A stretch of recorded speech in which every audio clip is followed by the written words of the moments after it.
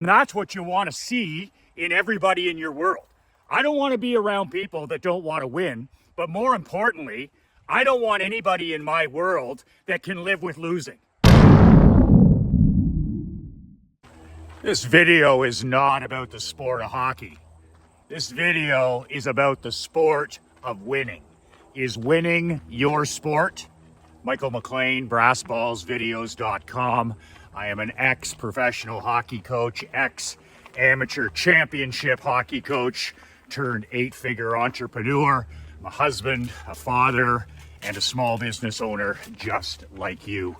If you would like to download a free copy of my brand new book, 5 Ways to Unfuck Your Life in the Next 30 Days, the link is in the description below, or go to brassballsvideos.com, put in your email, and I will email you a PDF of the book, my gift to you for free. The book is 22 pages. I wrote it a couple months ago. You can read it in 15 minutes. And just a word of warning about the book. This book is not every entrepreneur's cup of whiskey. I wrote this book for champions, not for chumps, and it's for winners, not for whiners. You may or may not be interested in reading it. So, Connor McDavid, the greatest hockey player alive in the NHL. I didn't say the greatest of all time. The greatest of all time is Sir Wayne Gretzky. There's been incredible players like Bobby Orr, Gordie Howe, Sidney Crosby is still a tremendous, tremendous player. But the greatest player, the most talented player in the NHL at his physical and mental peak right now is Connor McDavid. You don't have to be a hockey fan to understand that.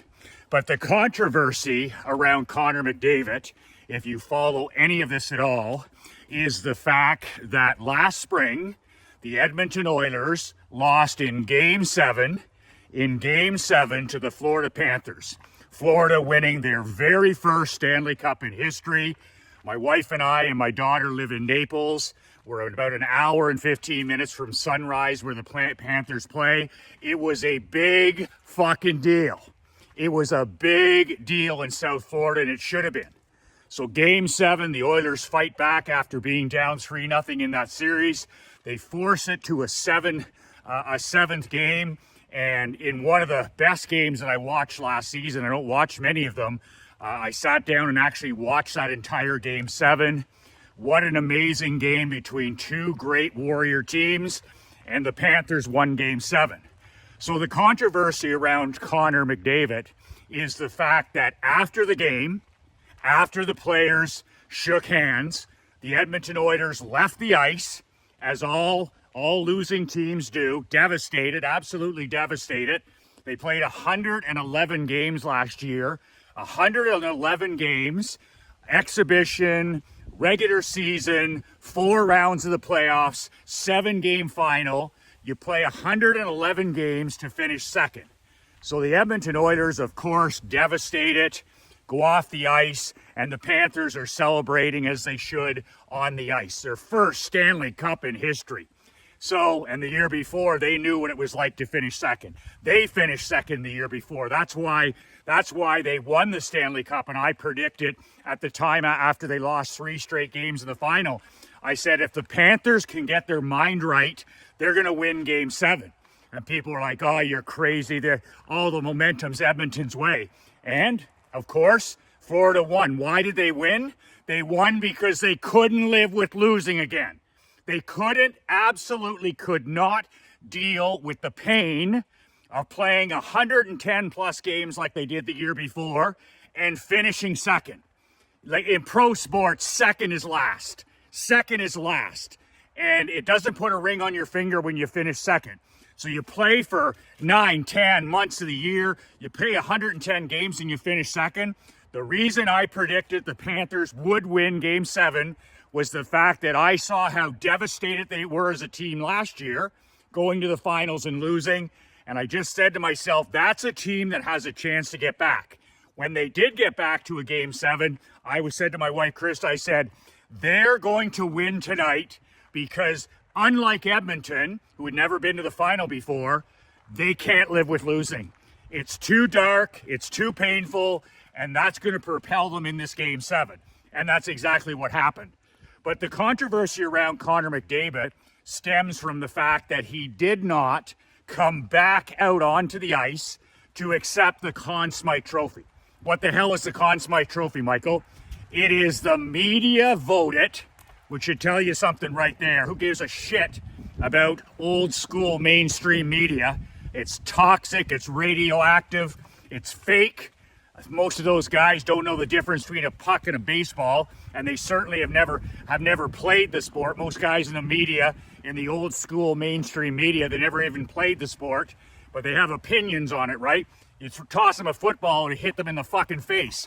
So he wins the Conn Smythe Trophy. It wasn't even close.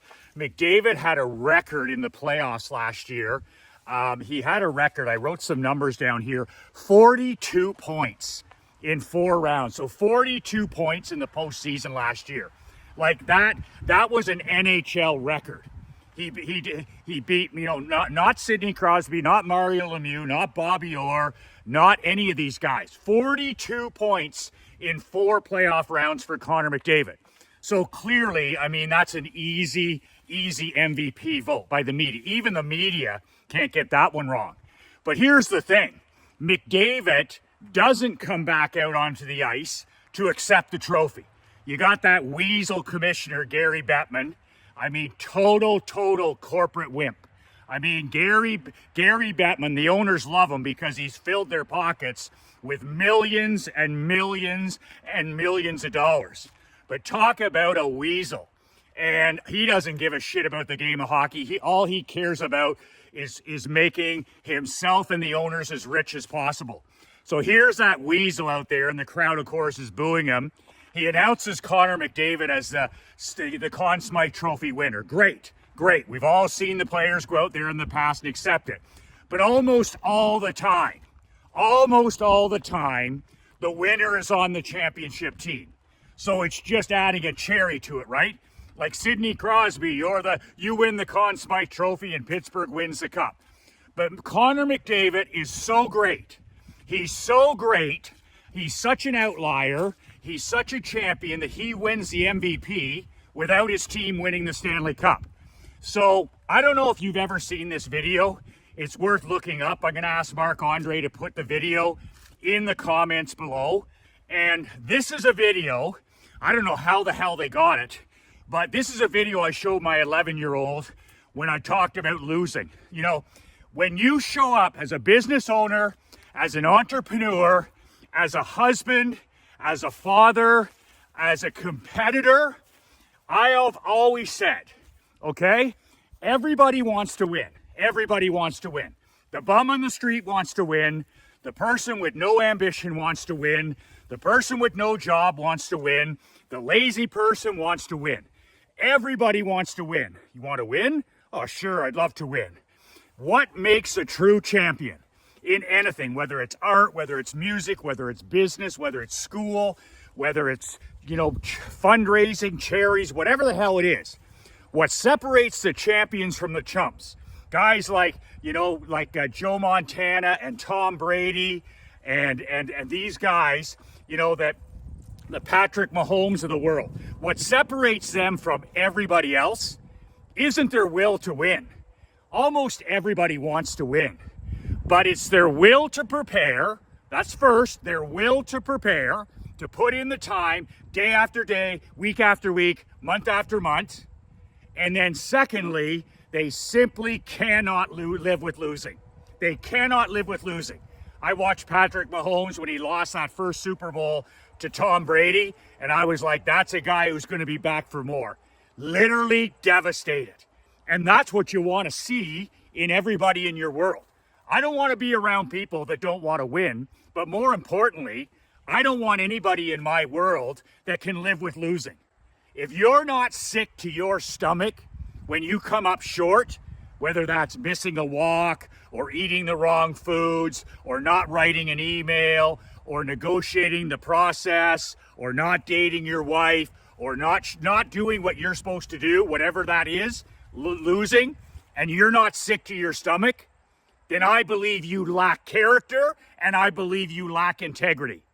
Everybody, every Tom, Dick, and Sally wants to win, but 99.9% of people, number one, don't have the will to win. They're not willing to be violently consistent. They're not willing to show up. And secondly, they're not sick to their stomach when they lose. And I've seen this firsthand. I've coached junior hockey, I've coached minor pro hockey, and I had teams that were absolute juggernauts loaded with talent. But here's the thing. 5 minutes after a loss, 10 minutes after a loss, those teams had already forgotten about it. And you could tell, you walk through the locker room and guys are showering, they're putting on their suits and ties, and they're going out for some beers and something to eat. They've already just shrugged it off. And never, ever, ever have those teams, when I coach them, done anything.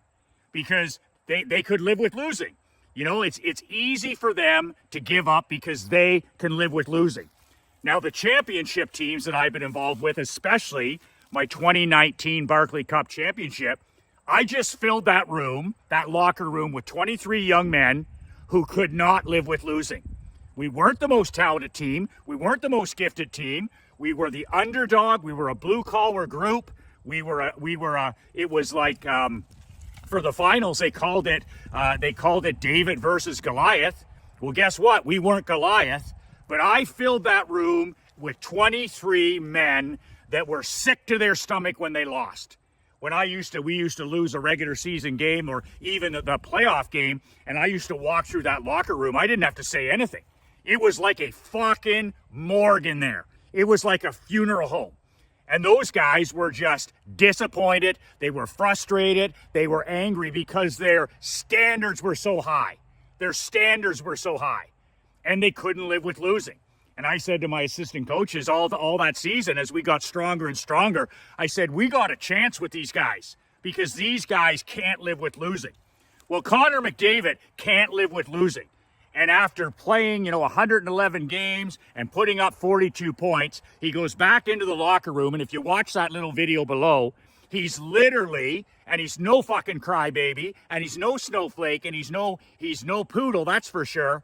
This is a mentally tough champion.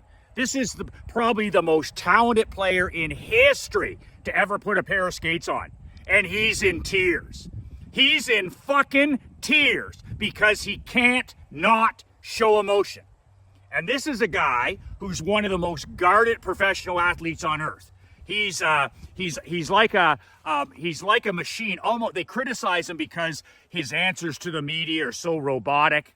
He doesn't really ever show his cards. He keeps everything pretty close to the vest. So they criticize him because he's very robotic, lots of cliches. Well, after that Game 7, he goes back in the room with his teammates. He starts to take his jersey off. He starts to take his equipment off. And literally he puts his head in his hands, and he cries.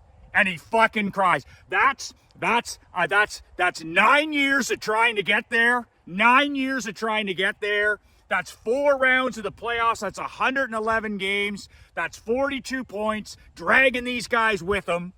And in spite of all of the obstacles, they get to a Game 7 and they do not win. Literally sick to his stomach.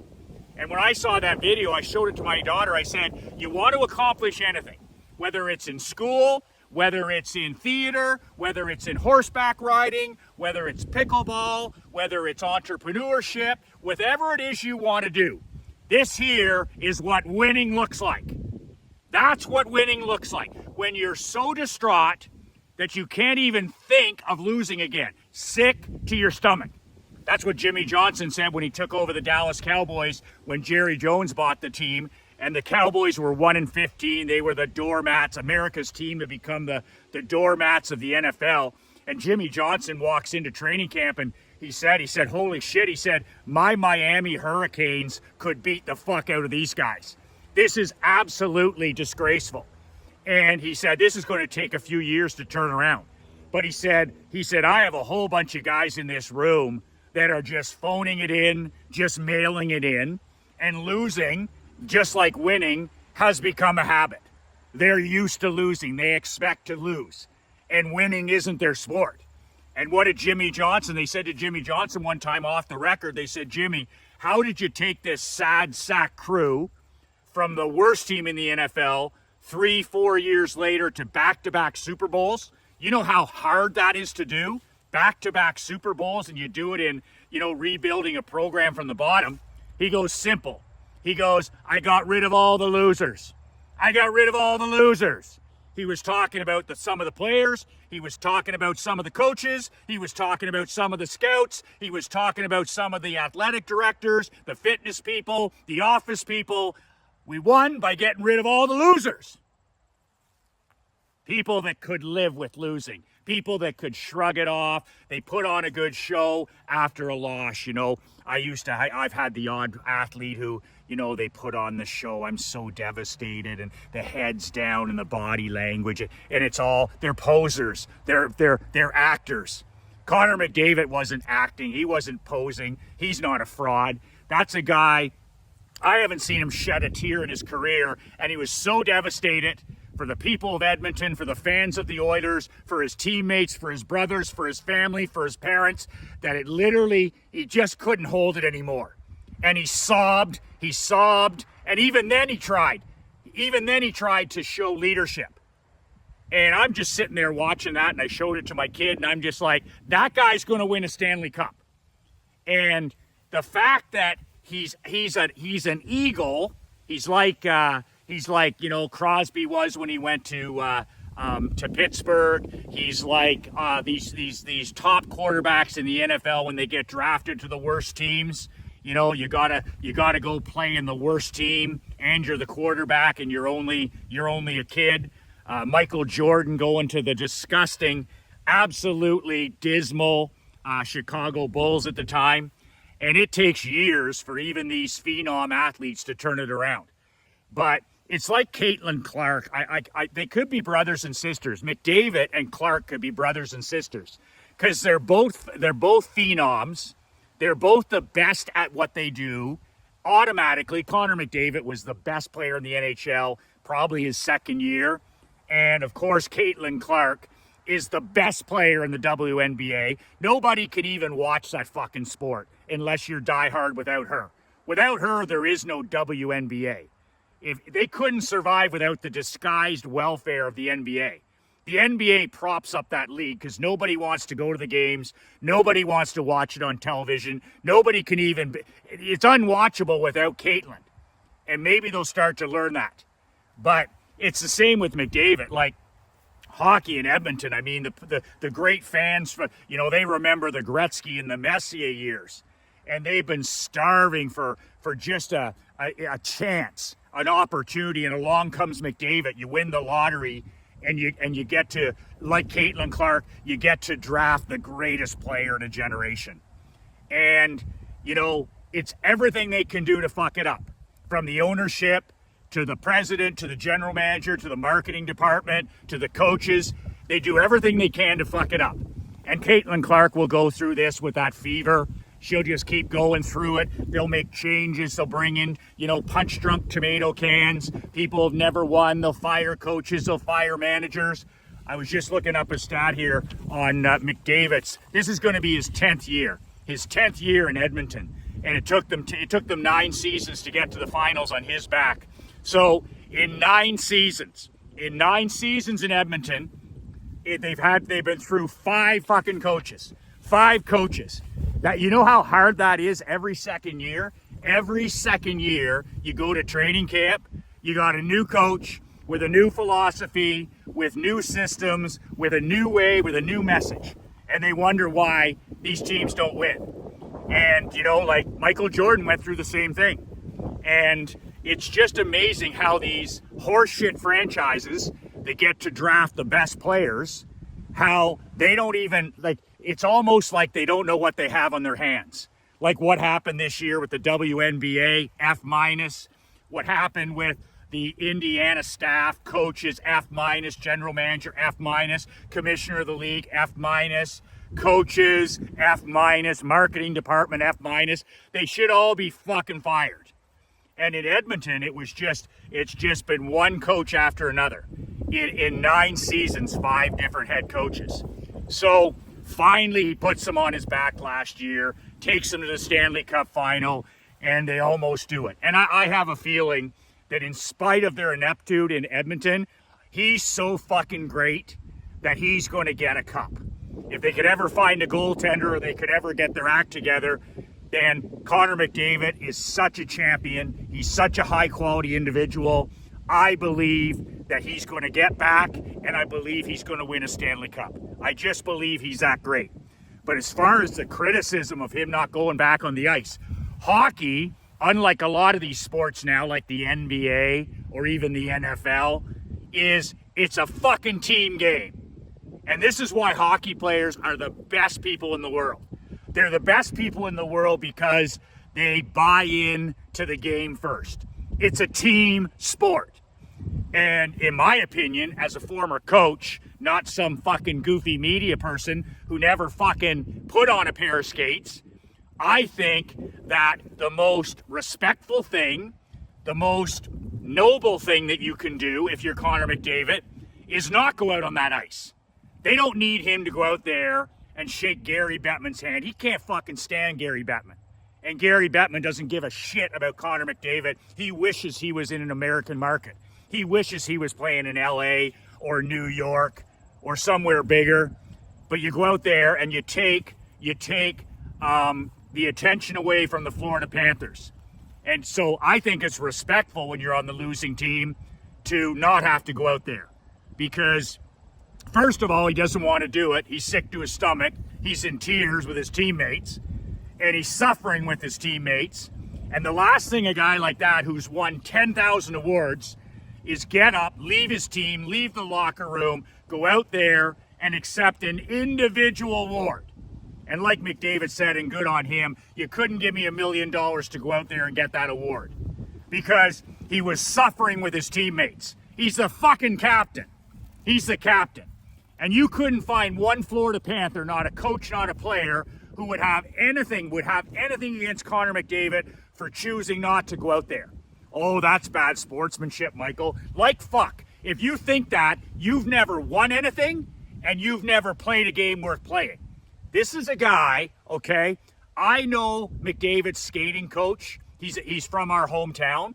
And this guy has had Connor McDavid as one of his power skating summer students since Connor McDavid was 7 years old. 7 years old. So he's had McDavid for 20 years, and he's his power skating coach. When McDavid's home in the summer in Toronto, this guy, my friend, okay, he works with Connor McDavid. He's worked with him since he was 7 years old, and he still works with him when he's the best player in the world. This guy, McDavid, never stops getting better. And I was talking to him 2 years ago about something else, about one of my players. And he said to me, I asked him, I said, how's McDavid doing and stuff like that? And he said to me, he goes, Michael, and this is a guy who's known McDavid since he was 7. He says, Michael, I got to tell you. He says, what a fucking great kid. He says, what a great kid. He said, he says, I got a son around the same age and he says, this is a dream for a mom or a dad. And he says, talk about professional, talk about respectful, talk about championship work ethic, talk about, humble. He says, his mom and dad are the best people. They're not hockey people. They realized they had a special gift on their hands and they did everything they could because he loved the game. They weren't hockey people and they just gave him every chance, including hiring him to work with Connor as a kid. And then they stood back. They just supported him. They loved him. They didn't put the pressure on him, but they knew they had something special here. He's out shooting 1,000 pucks a day, 365 days a year as a kid. You know you have something special on your hands when your kid is 6 years old, 7 years old, and they're scoring 400 goals a year, 300 goals a year. And unlike everybody else, it was something special. And they supported him and they loved him and they just embraced it and they encouraged him, but they didn't push him. And my friend was like, Michael, he says, in the summer we do some promotional stuff with the Blue Jays, the baseball team. He says, we do stuff with youth clinics and camps here in Canada. He said, if there's 300 kids at a golf tournament or a summer hockey school and Connor comes out and he says, he will stand there and he will sign autographs. He will sign sticks. He will sign jerseys. He'll take photos until all 300 fans have got what they wanted. He said, and my friend works with probably 75 to 100 NHL players in his power skating program. And he says McDavid is special on an all new level. And he's not talking about his skill. The way he treats fans, the way he treats people, he says he's Sidney Crosby. He is the most incredible person. He cares about the game. He loves the fans. He's never forgotten where he came from. And he's such an incredible role model. You know, your mom and your dad are supposed to be your role model. But for kids who didn't win the lottery, let's say with mom or dad, or they don't have a powerful teacher or a powerful mentor in their life. I mean, you look at a guy like Connor McDavid, you look at a gal like, and these people, like he says, you know, you're not going to catch Connor McDavid out doing something he shouldn't do. You know, he's such a professional, the way he dresses, the way he carries himself, the way he speaks, his work ethic, the way he treats people when he meets them. And Caitlin Clark is, by all accounts, the same. It's like, it doesn't matter if there's 500 people. She's going to do what she has to do to make every one of those people feel important. And you know what that is? That's fucking parenting. That's mom and dad. Connor McDavid, that's mom and dad. Caitlin Clark, that's mom and dad. Sidney Crosby, that's mom and dad. Tom Brady, that's mom and dad. Joe Montana, that's mom and dad. It's instilled in them that they have an attitude of gratitude. They understand that they're gifted. They understand that they have this incredible blessing, and they do not take it for granted. And the way they conduct themselves on and off the field, on and off the ice, on and off the court, it's an example to millions of people of how to behave, how to act. And man, I got to tip the hat to Connor McDavid. And the first time in his career, he doesn't go out and accept an individual award like the Conn Smythe Trophy. They try to tear him down. They try to run him into the ground. And I just hope and pray the people around him, especially his parents, it's like, you did the right thing. If you would have went out there and got the trophy, that's fine. But you were living authentically. You were literally in tears with the rest of your teammates. Suffering is part of losing. Suffering is part of winning. He didn't get up and dismiss his teammates and then go out and get another trophy. He suffered in silence with them, and he didn't take any of the attention away from the Florida Panthers. And if that's wrong, then I don't know. I don't know what right is. Because man, oh man, what a high character guy. What a high integrity guy. What a principled guy. I can't talk any more about that, nor should I. I have a small group mastermind coming up the end of this month on October 29th and 30th in Orlando. We're going to be working on each person's business, going deep with the marketing and the money making. If you're interested in joining me, it's 2 days. This is an iron sharpens iron closed door meeting for 2 days in Orlando. I'm looking for 2 people, 2 entrepreneurs to join us.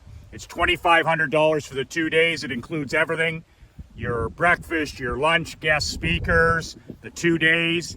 This is the big leagues of masterminds, by the way. This is the big leagues of mastermind. And if you're interested, you can reply to this email with the subject line Badass Orlando. Badass Orlando. And if you're watching this on BoobTube, in the comment, just put Badass Orlando and I'll get you the details. 2-day closed door masterminds. The only way you can get one-on-one coaching with me this year is to join us this October 29th and 30th in Orlando. I can guarantee you, if you're in a slump or you're in a rut or you're plateaued or you need a mental kick in the pants heading into a new calendar year in 2025, get around other elite men. Get around other elite entrepreneurs. Get around elite coaching so that you can gain momentum. Iron sharpens iron, and you can get ready to kick ass and take names in a brand new year. If you're interested, email me or comment below Badass or Mastermind. 2 words that changed my life, 2 words that can change yours. Be relentless.